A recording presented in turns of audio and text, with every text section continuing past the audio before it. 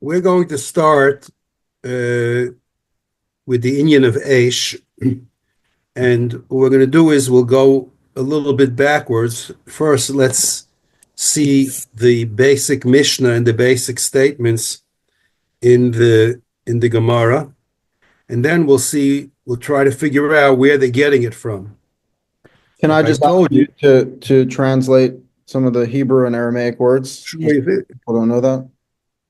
Sure. So again, the issue we're discussing is the mazik of fire. Mazik is a damager.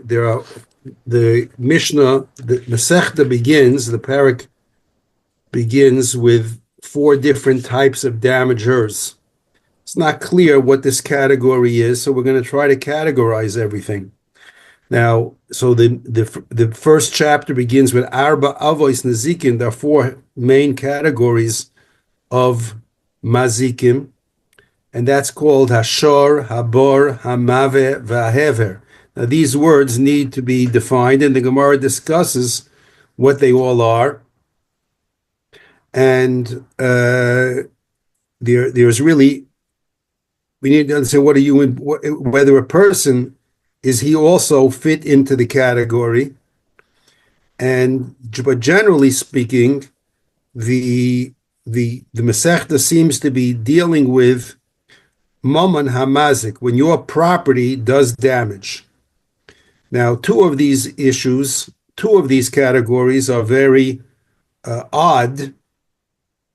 It's not clear that it's your property, and that's Reish, fire, and bar, a pit.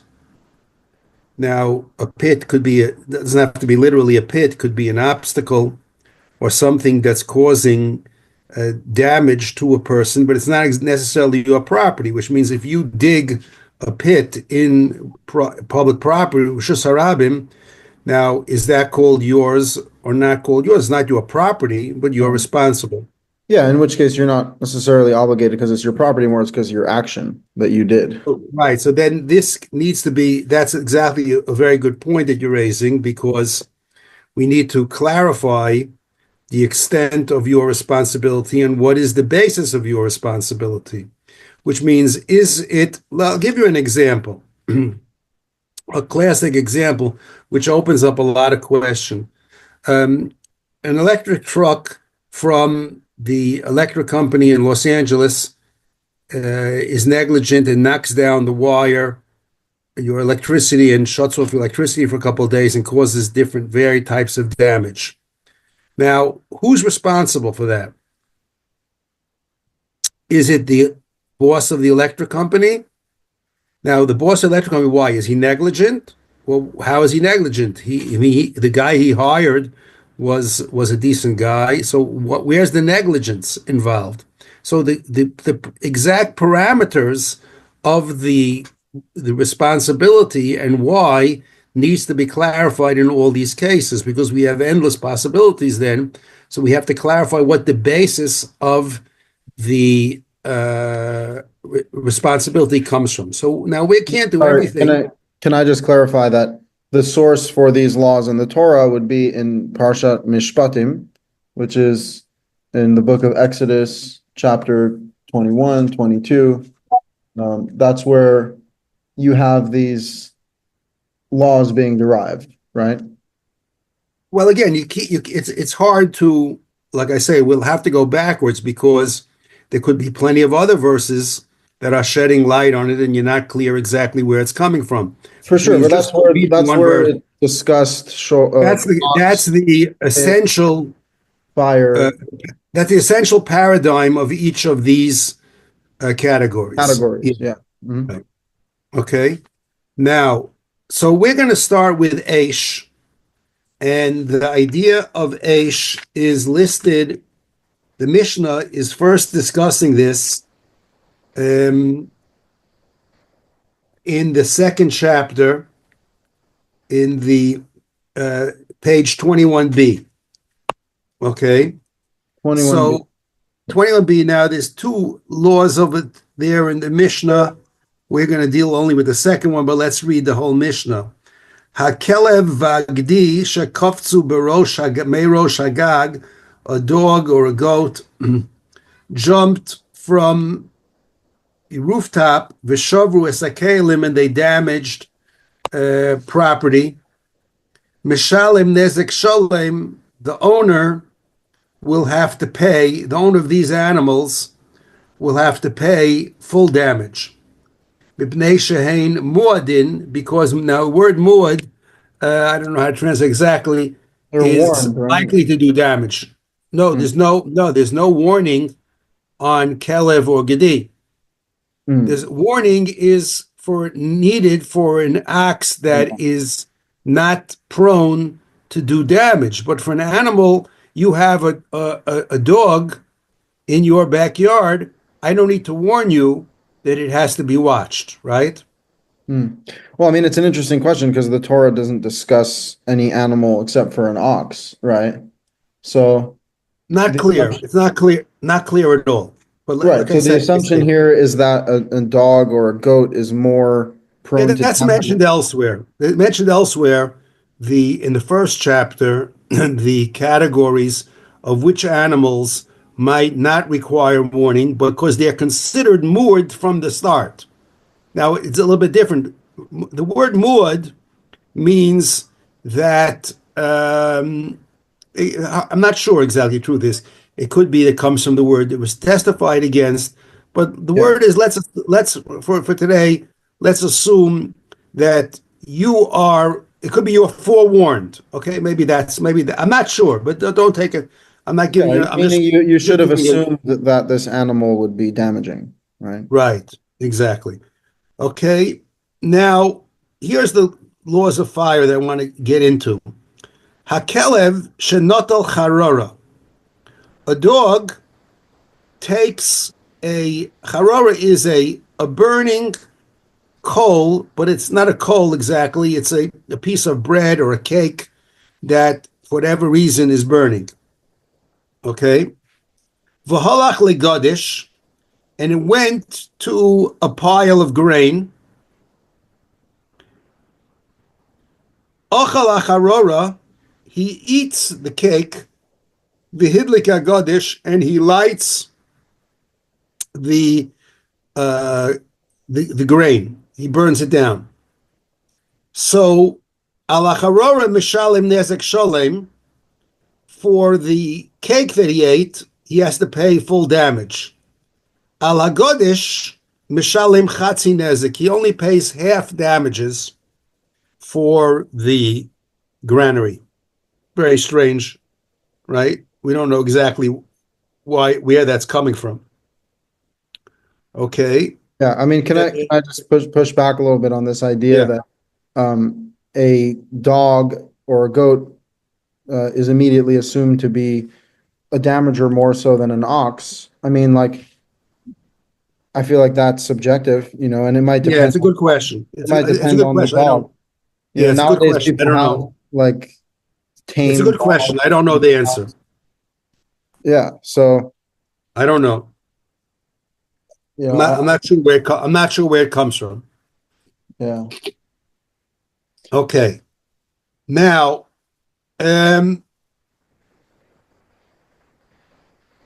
we're going to, again, we can't get into everything. I just want to get into this idea of fire. So we're on top of the page now, on page 22a. Mm-hmm.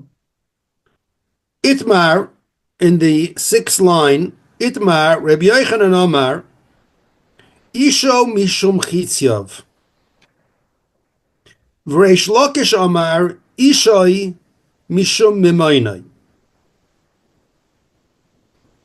Now, what is the reason? What are they saying over here? What is the reason that you're obligated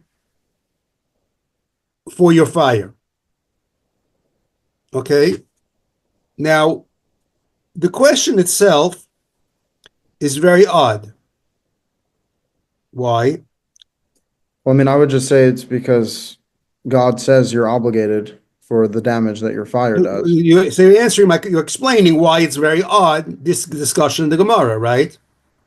Because this question as to why you're chayev on all the other mazikin, all the other categories, the Gemara doesn't discuss it. The Gemara answers like you just said. What do you mean? Because the Torah says. Because God said you're responsible. So why here are we concerned all of a sudden with what is the basis of your responsibility, your liability? What is the basis of your liability? Where are we coming from? Very odd. The whole thing is odd because it's not discussed in any other of the categories. Yeah. Okay. Definitely. That's that. So the discussion itself is very odd. Now, I didn't bring up this question because I'm smart.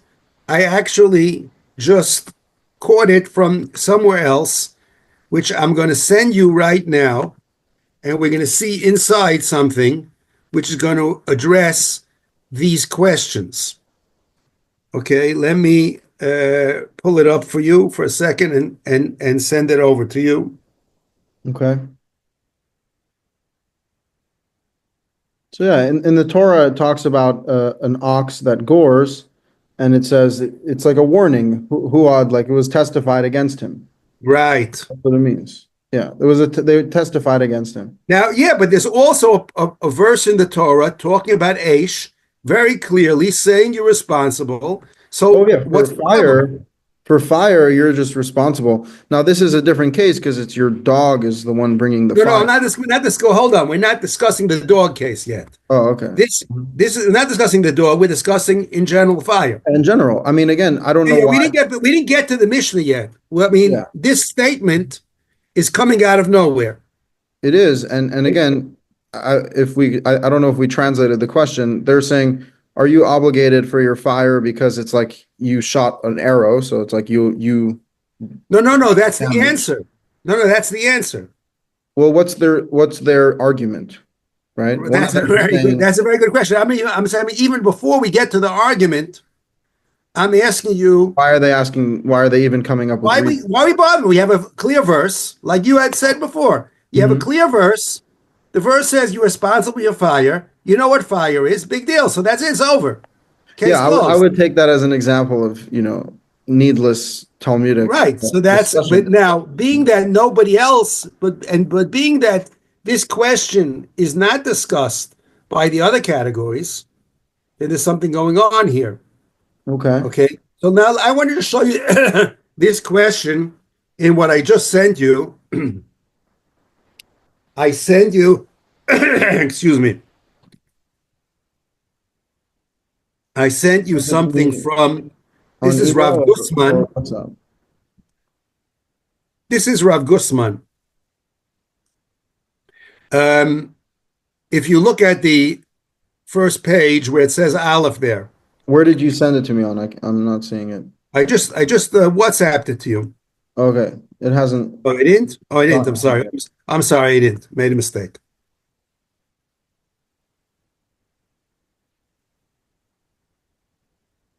Yeah. Again, in the Torah, it's just described as you are responsible for your actions. Right. Exactly. Which seems like a perfectly sufficient. Right. So if you look up now, you got it, what I just sent you? Yeah. Okay. So Kelev Shenotel Charora, he quotes the Mishnah. Let's skip the whole thing. He goes through the whole sugya. We'll go back to this in a second, but I want to read on the second paragraph. Mm-hmm. Va'asher mevua bin divrei haGemara. You got it? Yeah. Asher mevua mi divrei haGemara. Now this is a long shiur from somebody named Rabbi Heshy Grossman. He was a great Rosh Yeshiva in Yerushalayim and Vilna beforehand. Vasher mevua midivrei haGemara dayakosha lebale haGemara lavin my taima chayva atayra b'tashlumin ala mazik shalesh. Apparently, it was very difficult for the Gemara to understand what is the reason that the Torah obligates you to pay for fire. Now, again, we're not saying you should. Well, What's bothering them? Clearly something, because again, as far as I'm Right, concerned, it makes perfect sense that someone should have to pay for the right. fire that he So lit. could you think of a reason? Again, I'm just throwing out reasons. Could you think of one? I mean, Why would it might be ultimately the reason difficult? is because God said so. It's like saying, why can't you steal? No, no, no. It comes back to God said so. We're not questioning God said so. We're questioning over here the parameters and the defining the definition of the responsibility. The We'll parameters see. are, it's, Exodus 22:5. If No, you're fire missing goes my out and burns a field, then the one who burned the fire has to pay. you're missing my point. We're not denying that the person is responsible. But in order to be able to understand how to rule in varied scenarios, we need to understand what is the basis of this obligation, which means it's not a gzeiras hakosov. It's not a decree, a divine decree. I don't care why. There's a reason for your response. We're holding you responsible. Let's put it this way. We're holding you responsible and liable I because mean, of X. it is a divine decree. It is. It's a Yeah, it divine is. But decree that someone who burned no, a but fire I has to understand. pay. But the divine decree is not saying that you have to pay in this case, because we're going to have 15 different scenarios that Okay, there'll be a great I imagine you're going to nafkamina with present what me the with a reason is. scenario where the Torah doesn't clarify that. Is that what's going on? Okay, maybe we should see the Gemara first then, and you'll see the nafkamina. Okay? Okay. Now, Do you want to finish reading his no, his? let's first read the Gemara then, because we have to get to this point then. Okay. Rabbi Yochanan Omar, Ishoy Mishum Chitzyav. Fire is considered like your arrow. Reish Lakish Omar disagrees. Fire is not considered your arrow. Fire is considered Mishum Mimono. You're responsible because it's your property. Okay, now, by the way, just as an aside, there's an underlying chakira. I don't know how do you say that in English.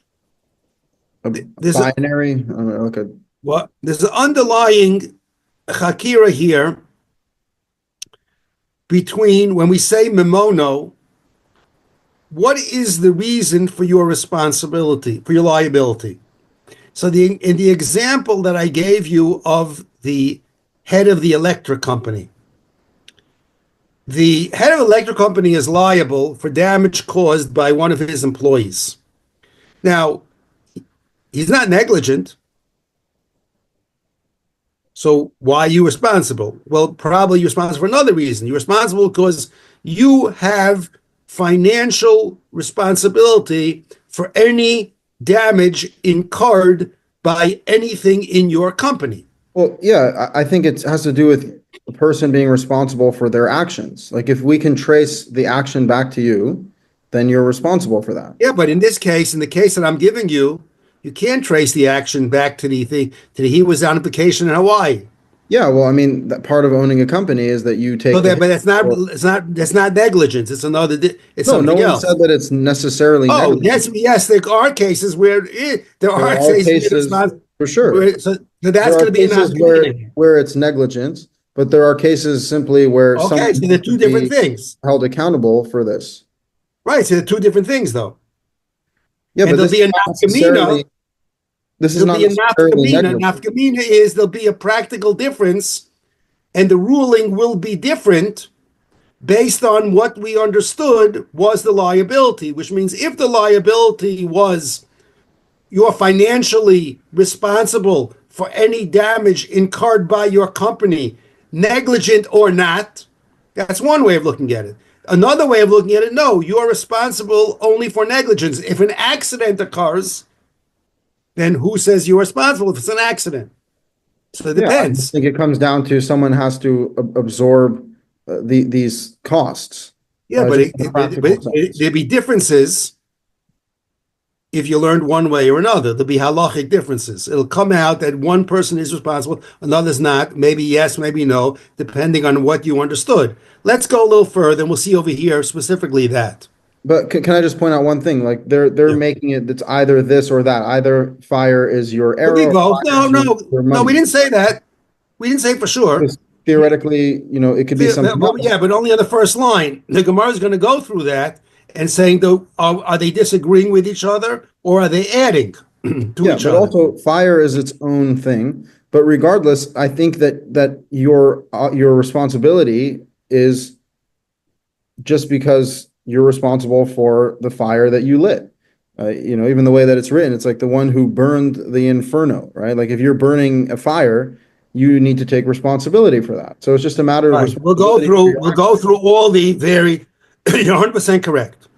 All this is everything you're asking is going to be analyzed. You're 100% right. Okay. Now, okay, Gemara continues. Reish Lakish, Amar Mishum Amayna. Reish Lakish, my time Allah Amar Rabbi Yochanan. Reish Lakish, what's wrong with Rabbi Yochanan's explanation? Apparently, in answer to your question, well, they are disagreeing. And Reish Lakish is not accepting Rabbi Yochanan's opinion. Why not? So he says the following. Amar Lacha, this can't be your arrow. Chisav mikocho ka'azli. Arrow, you shot it, and that's considered your koyach. Now, what does it mean? It's considered your koyach. It's like it's your strength. Force, your strength. Strength is not the right word over here. It's your energy that's pushing it forward. So that's you. That's considered you. If I punch you in the nose, it's not that my hand punched you in the nose. I punched you in the nose. So the whole premise here that they need to compare fire to something else, like why can't fire just be? That's a very good question. That's a very, very good question. That's exactly what Rav Grossman is going to ask. Okay. Right? Why in the world do I need to compare it? That's exactly why this Gemara is very, very odd. Rav Grossman points out over here. That's what I'm going to tell you. Why in the world do we need to compare fire to something else? The Torah says you're responsible for your fire. It's a fantastic question. Okay, it's a fantastic question. This is exactly what Rav Grossman is asking. The whole discussion is very strange. The Torah doesn't go through what is a shar like. A shar is a shar. An aish is an aish. So what are you doing? Okay, but the answer to this question is going to open up the whole discussion for us. Okay, now, so Reish Lak Amar my time alom Rabbi Yochanan Amar Lacha Kitzav Mikoichoi Ka'azli Hi Lo Mikocho Ka'azil. This fire is not going by your strength; it's going on its own. Now, by the way, in my opinion, I'm telling you what I think, and I'm not sure because I didn't read the whole Shia of Rav Grossman. I didn't see how he answers it, but I think that underneath this question of Reish Lakish to Rabbi Yochanan is the answer to your question, which means there's a reason that he is implying that you would not be liable for damage caused by your fire. Okay, now I'll give you an example. That the Torah says you are. What? Except the Torah says you are. Right. You are obligated, right? So, It even says that the way it says ki teitze eish, right? Like the fire is not by itself. Very good. Exactly. That's very good. Now you're still obligated. Now, for example, you had this massive fire a few months ago in your neighborhood. Yeah. Okay. Now, let's say they discover that some guy and his girlfriend were having a barbecue and they just didn't put it out. Okay.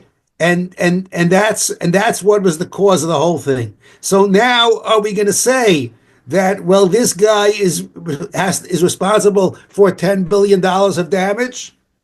I mean, that's what the law sounds like. Right. Sounds Okay. like So, but if you have a fire burning, you better watch over that thing. right. Okay. Very, very good. So, but on the other hand, You'd be you can obligated. understand that that's a chiddush. I mean, the whole Torah is a chiddush, though. Everything Okay, good. Very, Torah you're is 100% right. Good. things we wouldn't come up with ourselves. Very, very good. So that's a chiddush. But 1 second. Now, okay, so now once we have a chiddush, well, that's your chiddush, but I got another chiddush. Okay, your chiddush is, well, you are responsible. What you're saying is because you didn't watch it. But you're now giving a concession already, right? You're conceding that there's a chesaron here in obligating a guy in $10 billion just because he didn't put out his barbecue. I mean, that's what it says. Someone, right, I understand, but whose fire goes out. Okay, but that's a chiddush. Down has to pay. Right. Okay, but how? I mean, like that's the law. Right, but on the other hand, the guy has a tine also. He said, "Hey, look, I'm not such a nice guy. Okay, I litter and I'm not so careful. But hey, come on, I didn't burn down the whole city. Okay, that happened by itself. His fire. Okay, but you understand that needs clarification. Now, I don't really think so. I don't think there's any again. So anyway, that's why Reish Lakish doesn't like Rabbi Yochanan. Okay? He doesn't like Rabbi Yochanan. Rabbi Lakish is saying, hey, you're responsible, but it's not called I did it. Now listen, give me a nafkamina between I'm responsible or I did it. You could think of a nafkamina. How do you say nafkamina in English? You could give me a nafkamina. A practical difference? A practical ramification in there, a practical difference in this dispute. You could give me a good distinction between I did it, which is what your arrow is, or I'm responsible. The answer is very clear. It should be very simple. Are you a murderer or not? If you did it, you're a murderer. If I leave my car on top of one of those hills in Encino there, okay, and I leave my car and I don't put on the emergency brake and it rolls down the hill and it kills a kid, chas v'shalom, on the bottom of the of the hill. Now I'm a jerk and I'm responsible, but I'm not a murderer. Nobody will convict you of murder. Why not? Well, I mean, you might have like second-degree murder or something. Not murder. No, that's not. It means no. You'll have responsibility for death, but you're not going to be put to death. No one's going to stone you because of a murder. That's not called a murderer. It sounds like a murder b'shogeg, right? Someone. No, it's a different term. Even by all secular law, no one calls that a murderer. There's a difference. The reason is you killed someone by mistake. No. Completely different, two different things. Murder is you murdered somebody. You took out a gun and with intent, you wanted to take his life away. What's murder? Where you are liable because of negligence, that's not called murder because you're responsible because of the damage that you did. Wouldn't that be a case when the Torah has a murderer who kills by mistake, who has to go to the... There's different levels. You're right. There's the whole... Now there's a spectrum. Right? Well, there's a spectrum. Yeah, okay, so you're saying it's not direct murder, but I mean, the Torah doesn't discuss a case of death with fire. It's a financial case, No, we'll see. We'll find it'll be here. It'll be here anyway. But anyway, the point that I'm making is right here. You see already a clear distinction between these two opinions. And the first opinion that the first distinction that we're making is where it's Isha Mishum Chitzyav, that's called you. Sorry, just one point, because you mentioned that murder is about intentional murder, which is true. Then if it would have to be that someone burned a fire intentionally to kill people. Right. Like if someone burned a house with people inside. But that's what we did. But that's what Rabbi Yochanan obviously murder. Right, but that's what Rabbi Yochanan seems to be saying. Yeah, but you don't have to come onto this nafkamina and Chitza. is it No, is it, yes, you do, because is Ishon it an Mishum Chitza. arrow? No, it's fire. If you burn people alive, you're a murderer. Right. Whether or That's not what the Rabbi Yochanan is saying. conversation ever existed between That's what Rabbi Rabbi Yochanan Yochanan. is saying. No, Reish Lakish disagrees. I mean, again, you can't disagree with that. It has nothing to do with whether it's Yes, your Rabbi money Yochanan, or your fire. Reish Lakish says, and explains very clearly why. Reish Lakish is saying that murdering somebody has to be you did it. Fire, the responsibility is you're responsible for the First of all, fire. he's not It's talking your about murder. property, but you are not called you did it. Okay. But that's not actually the case because this argument is irrelevant to the fact that if you burn people alive, you clearly murdered them. And if you did that intentionally, you clearly murdered them. So it doesn't matter whether or not you view your fire as an arrow or as money or whatever this debate even is about. The reality is you're obligated to pay for burning people, or sorry, you're a murderer for burning people alive because you burn them knowingly. So that makes you a murderer. I'll You're give you an telling me that example. according to the guy who says, which one says that it's money? Reish Lakish says it's money. So according to Reish Lakish, if you lock people in a house and burn them alive, it's not murder. Well, how about a different? Let's take a similar scenario, and we'll see. If I lock people in a house, or I tie them up in the desert, okay, and they die from starvation, heat, dehydration, whatever it might be. Am I a murderer? Sounds a lot like murder. Not exactly. You throw someone off a cliff. If you throw someone off a cliff, right. If I throw someone off a cliff is one thing. he might not die. But is this the same as? But let's say in a case where you know he's going to die, isn't there a distinction between throwing somebody off a cliff up? If you leave tying him up tied up in a desert with no actual possibility of getting anywhere, right? So isn't there a possibility? But isn't there a distinction between those two cases, though? No, because it's basically a certainty that they're going to die. Okay, so of course, but there's still a distinct. I'm not saying that you're a great guy and you deserve a prize. I just want to know if there is a distinction in those two cases. Of course, there is. We have three cases. You lock up someone in a house and burn them alive. You throw someone off a cliff, or you leave them tied up in the middle of the desert with nowhere to go. Right. So we can think of 100 scenarios. Yeah, but I'm just saying the first two. Is there a distinction? Well, no. I mean, if you burn someone alive, they're for sure going to die. If you throw someone off a cliff, they're for sure going to die. I'm not saying are there similarities. I'm saying I know there are similarities. I'm asking, are there distinctions, though? I think that if you are burning someone alive and they're definitely going to die, then you're a murderer. Okay, I'm not saying you're not, but the point is there a distinction in the two cases? Between leaving someone in the desert? Yeah, of course there's a distinction. I don't think it's comparable to fire. I'm not saying you're not a murderer. I'm asking you, though, is there a distinction? There is a distinction. But how is that related? We're talking about fire. I'm just giving an example of making distinctions. Yes, but we're talking about fire. We're not talking about... Okay, so I understand. But once you understand that there's such a thing as making distinctions, the distinction here is, in the cases that I mentioned to you of the murder, obvious. The distinction is where I take a gun and I shoot you, that's called I shot you. Yeah. Now, that's called if I lock you up in a house and burn you, that's you didn't. No, not right. I didn't say burn you. That's what I said. The case that I said was where you died as an indirect. It wasn't my action that took your life away. Indirect. You said that according to Reish Lakish, if you burn someone alive, that's indirect, and you wouldn't be obligated. No, I didn't say that.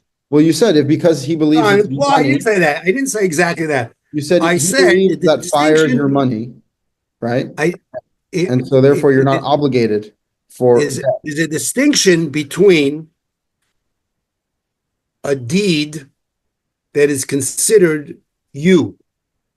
I'm not expressing it well exactly the way I want to say it, but the point is it's a standard understanding of first degree murder has to be something that you pulled the trigger and you physically killed him. Okay, that is the first degree murder. If Burning someone alive is not first degree murder? I didn't say anything. We're not up to burning. We're not up to this specific case yet. But the thing is that there are going to be examples where you're responsible for the person's death, but it's not the same as you doing it. Now the difference is the following. Let's crystallize it a little bit better what I'm saying. There's something called an Adam Hamazik.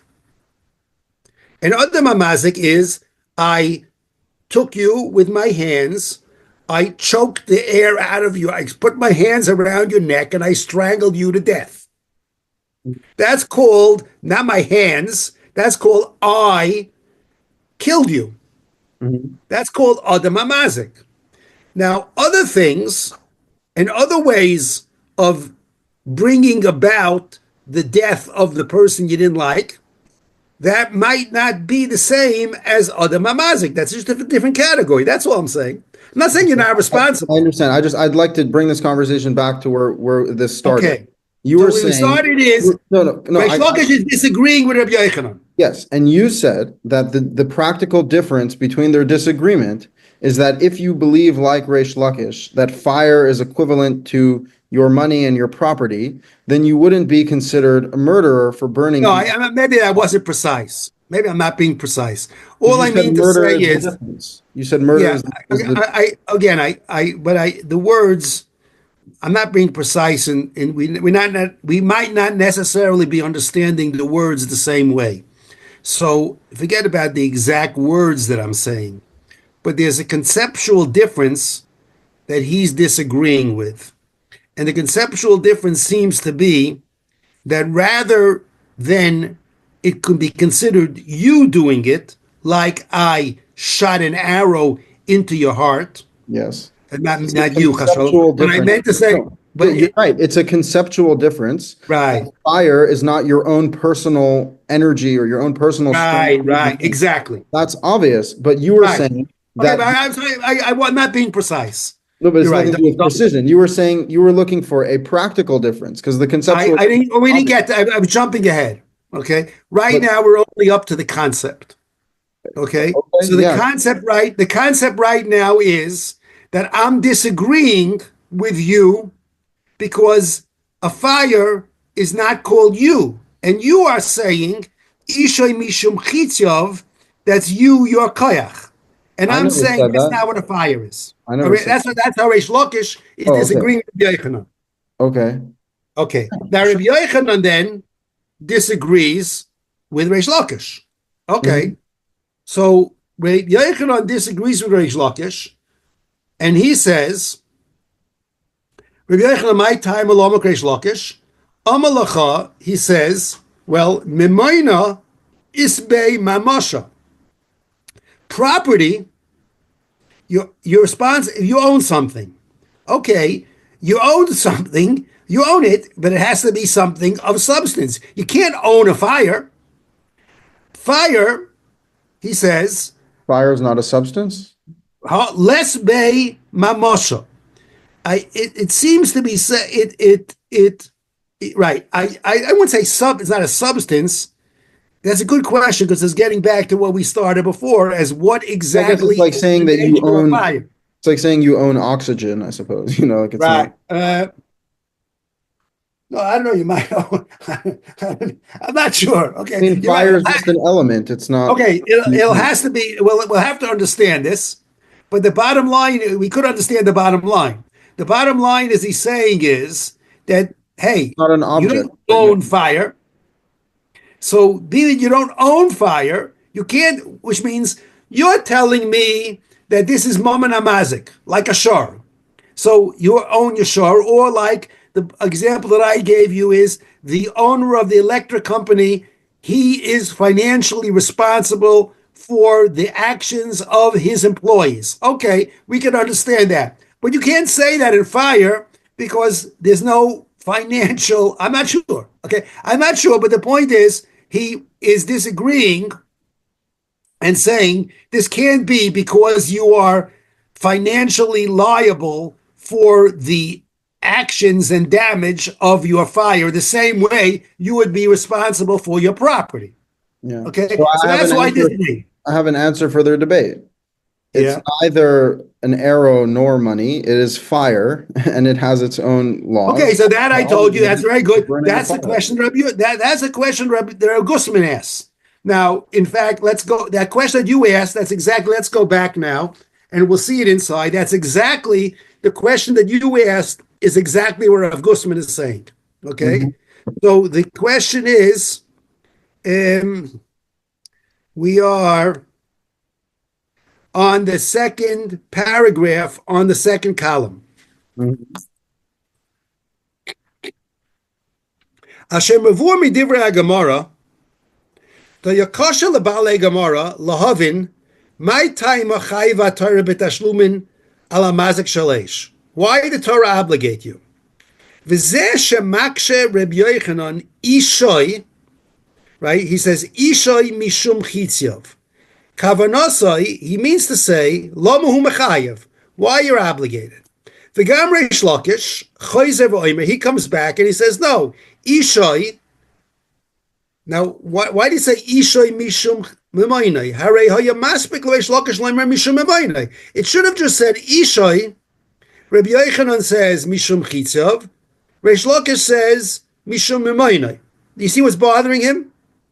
Why does it say Ishai again?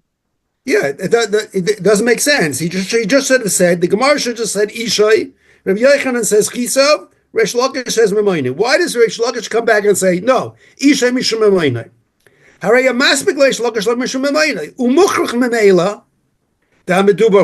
know we're talking about fire. I'm just responding to Rabbi Yochanan. Ella, kavanas Reish Lakish lahadgish. Rather, Reish Lakish's statement is he's trying to stress shegam lo hukshe kushyas Rabbi Yochanan. I'm also bothered by this question.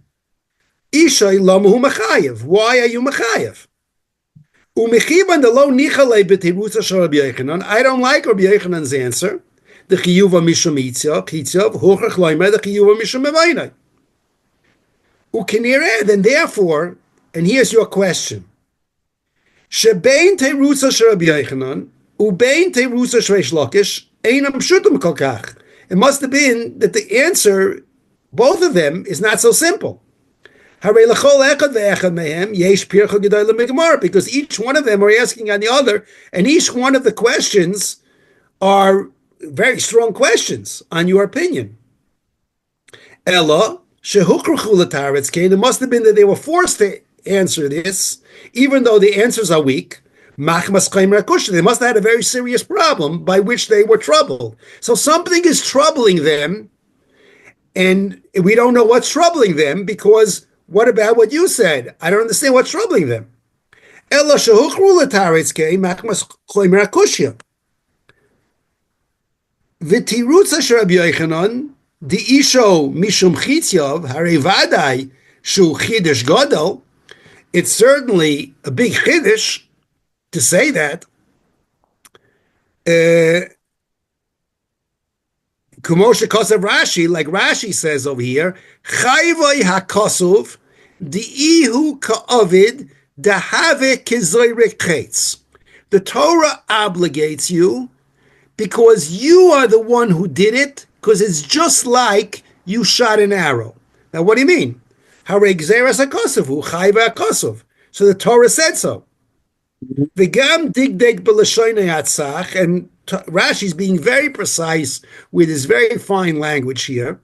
Havik kizoyrek chetz. It's like you shot an arrow. V'hainu shegzeras hakosov mishava oisay lezerek chetz. It's that the Torah considers this to be that you shot an arrow, but he didn't write it's that you shot an arrow.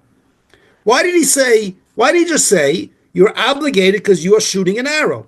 No, it's not that you shot an arrow. It just, that's what the Torah means. The Torah means to say that you're obligated because you shot an arrow. It's considered like you shot an arrow. Really, you didn't. Here's your question. Listen to this. I don't understand. Why are you making such an issue over here? You should just explain simply the eish chayev mishum mazik shalesh. The Torah is obligating you because the Torah says fire is damaging.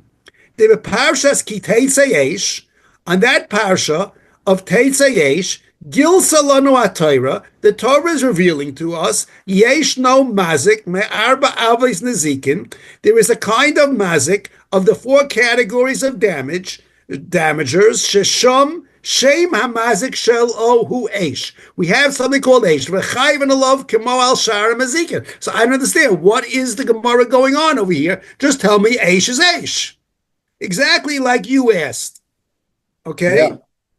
Now, by the way, turned out, let's skip one paragraph because he says this is actually a kasha of the Rishonim, I believe.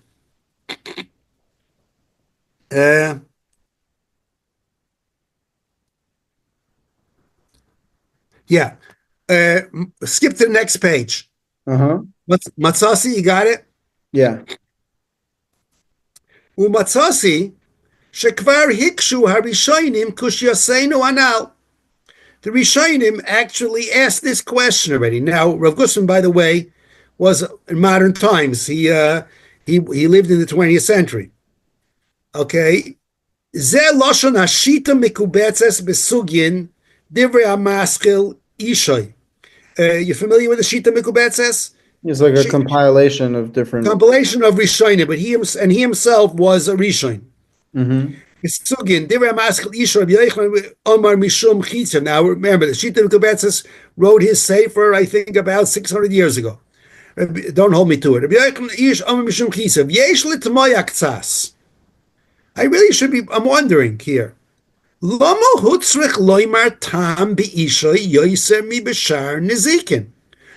in the world do we need to give a reason for fire any more than any other of the categories of damagers? Halohu kasuv b'pasuk kimo shar nizikin. It's written in the verse just like other mazikin. Okay? Now, here I'm going to read you one answer, and then we're going to stop for today. Here's an answer. You ready? You with me? Yep. V'yesh loymar lefi de pa'amim she'ein ha'esh mazik ki im haruach shemolichasai. Very often, I think this is what happened in Pacific Palisades, right? The fire doesn't do damage, but it's the wind that carries the fire. The ilule haruach, and had it not been for the wind, lo hayamazik, no damage would have happened. Im kain, eino maise ha'adam, so it's not the deed of the man. Ki im maise ruach, you didn't do it, the wind did it.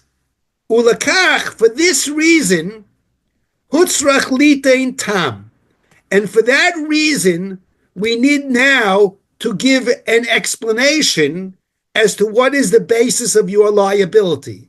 Rabbi Yochanan Amar mishum chitzyav, the kivan she'edlikoi b'makom sheruach mitzuya lo ilicho, because being that you lit the fire in a place where the wind is likely to come and carry it, nimtza sheposha bahad lakasam,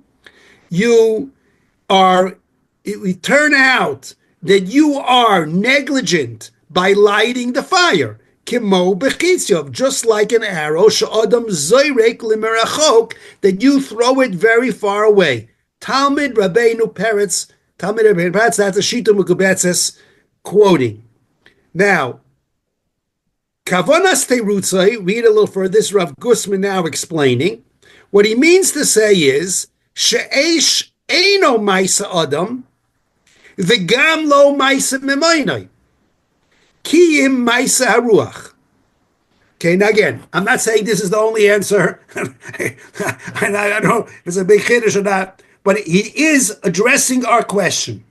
Okay, he's addressing your question, and he's saying, why in the world is this Gemara coming up with a discussion over here any different than anything else? The Torah said, shut up, right? What do you want? Yeah, so but obviously, we're looking at fire as being something different. So the answer the Shita Mekivetzes is giving is that fire is different. Why? It's not your money, it's not your property, and and you didn't do it. The wind did it. That's what he says. Okay, can I just point out the absurdity of this? Because the assumption that the rabbis need to provide a reasoning for God's law, God who created fire, who created wind, God knows how fire works and knows that fire goes with the wind. So if that's God part of the question, you're 100% right. That is part of the question. That is the question.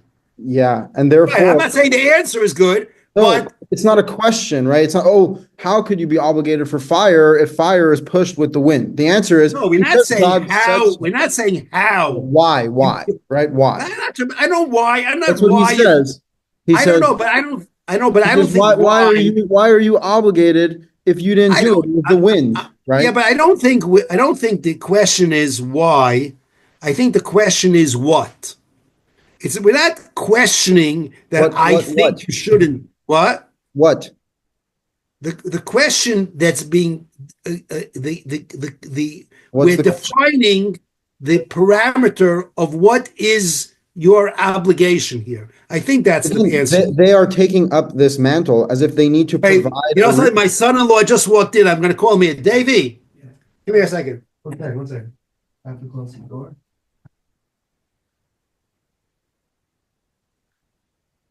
The issue here is that they feel the need to provide a reason, right? Right. So I think we're discussing Eish. Yeah. Okay. Now we have a discussion Isha Mishum Emayna, Isha Mishum Chitzov. Right. Now, Yisrael here is asking a very good question, and I told him this is exactly Rav Grossman's question. Okay. The point is, in no other place in the Gemara does Gemara say, well, why Yechaya for Shar? Why Yechaya for Bar? Why Yechaya for Karen? Over here, the Torah is discussing why. The Gemara is discussing why. And Yisrael is asking a very good question. He's asking, well, what do you mean, why? Because Torah said. Right? Now, this question is asked by the Rishonim. Okay, give me another second. I'm just going to pull it up for Davey. He didn't see it. Okay, this question is actually a question of the Rishonim, and he says over here the following: Yesh l'tmo yaktsas lama hutzrach. Yesh l'tmo yaktsas lama hutzrach. It's hard for me to read at the same time. Hello, this is Rav Grossman. Hello, kosher bepasuk kemo shar nezikin. So he gives an answer. This is a quick quote from the Shita Mekivetzes. It says, Yesh loymar lefi depamim she'ein ha'esh mazik kiyim haruach shemeilasay milachasay v'ilulei haruach lo haya mazik im kein eino ma'isa ha'adam kiyim ma'isa ruach. And therefore, we have to give a reason. Rabbi Yochanan says, but again, this is the whole point: is you do not have to give a reason if God who created that's fire, exactly what we're asking. Who created wind? Right. That's exactly what. Then you don't need a reason. The answer. So I'm saying to you, my answer is okay. My answer to your question hasn't provided an answer. My answer to your question is the following. My answer is, and we have to think about it. My answer is that we're not asking why. We're asking what. You still haven't clarified the question. What is the why don't you just say the question is very if you'd be chayav for it, then you wouldn't be chayav if it's a ma'aser ruach. Right, that's what I'm saying. Meaning, I That's guess how fire works, okay? Fire, it says in the Torah, it says, just one second, it says in the Torah that if Yeah. a fire goes out and finds some sort of, foliage and plants and it burns it, or fields, you are obligated, whoever burnt the fire is obligated to pay. And the way that fire spreads is through wind and through wood. God knows that. That's the nature of fire. That's what you're obligated for. And so this answer is a yeah, non-answer. but are you obligated by Ruach Sheina Mitsuya? I mean, you're obligated for. And are you? You hear what he's No, asking? are you obligated by Ruach Sheina Mitsuya? You're, You hear what the he- Torah you hear what says he's you're asking? obligated for your fire. Period. Yeah, but yeah, but there's no blanket rule. That's the blanket rule. If you Well, burn you're a not going to be fire, obligated in you're every instance. obligated. You're not going to be obligated in every instance. You will be. There's, I mean, what He's are you- asking very good, Shirley. You didn't answer his question. What, No, a you're- tornado? Like what? If a tornado comes? Yeah. Is that your no, question? yeah, that you're just Okay. meaning. I guess we'd have to then consider the factor of tornado. But No, yeah, no, that's Exactly the point. since you'd have to. So that then you have a problem if you don't have, meaning as long as you have one exclusion for your obligation, then the nature of your obligation is going to become unclear. Meaning, if it's my fire and if there is a blanket rule, I would imagine there should be no difference, even though it's extreme. Like, it does bring out the point, as much as tornadoes are weird. And if there really was a blanket rule, it wouldn't matter. I think there are times where we in have that blanket case, rules. what was damaging was the tornado. Like the tornado is Well, ground. okay. But ultimately, this is not the point. The point is that the reason No. for your obligation is not something that a man, whether you're Rabbi Yochanan, Reish, Lakish, or you, can outline what the reason is. Ultimately, the reason is because God said you're obligated for your fire. If you yeah, want but to, then you're obligated in the case of a tornado. you are obligated. Period. Are you obligated in the else case to of a say. tornado? Hold on, I'm not sure. I just don't know what the law is. Are we obligated in the case of a tornado? I'm just saying that doesn't. You're not like Hitler, right? I'm not sure. We just started. No, You bringing up this extreme case still doesn't justify the need or nor the right to clarify some sort of reasoning behind fire other than no, it's not a God reason. obligated you It's for a- your fire. You're assuming it's a reason. It Right. could be it's I'm saying it's it's a what? limit. It's a limiting.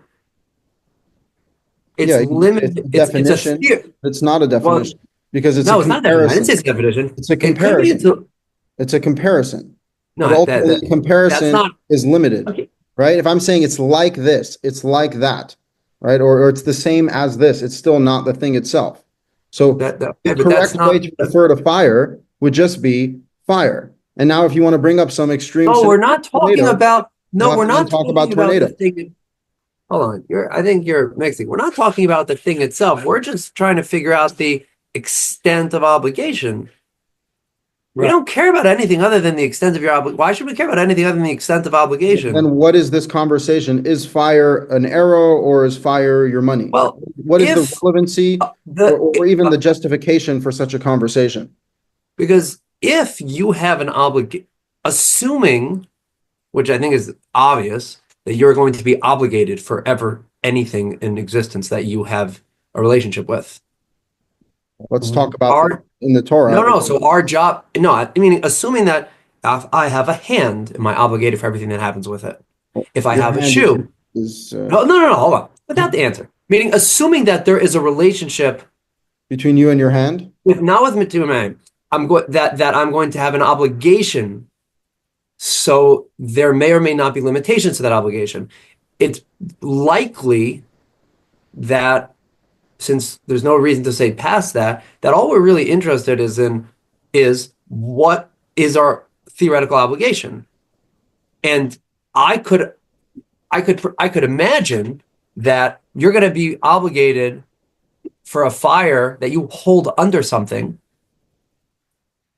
more than if you have a fire next to something and then someone turns a fan on. That's later on in the blot, yeah. Whatever it is, I'm just saying, I could Just a already second. imagine. Let me just give you the scenario of the Torah again. If a fire goes out, it literally says that the fire goes out. So it's implying It went out by itself, the way fires do, through the wind, through Very the good. wood.